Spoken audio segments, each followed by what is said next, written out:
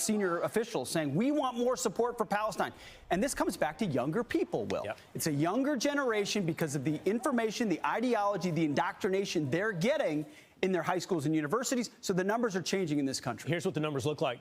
A lot on your screen here, but we'll point out this is where the sympathies of younger adults lie. And so you got it breaking down by age group here.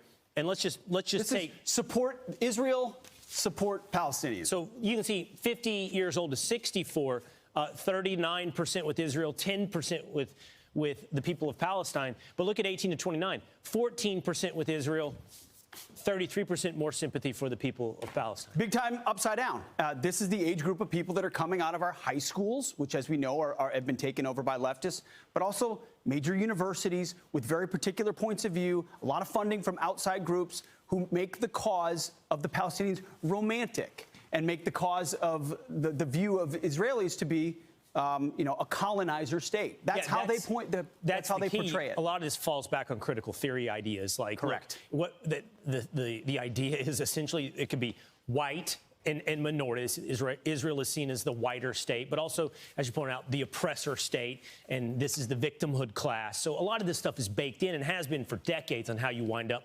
Also, someplace like absolutely, this. A lot of those young people never opened up a Bible. There's a lot in there, a lot of stories in there, a lot of things that portray to that part of the world. So if you want to play the who was their first game, which they always love to talk about indigenous people, that might be a reference. But that's not in any of these classrooms, so they're not looking at it. You can see also how young people view whether or not discrimination against Jews has increased since October 7th.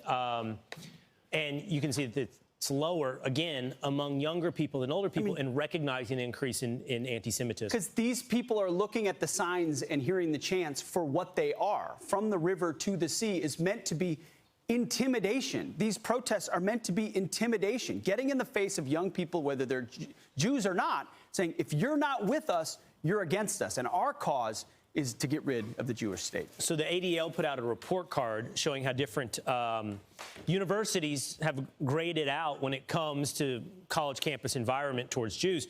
And you can see, look here, I mean, here's your Ivy Leagues right here, Harvard, MIT, F.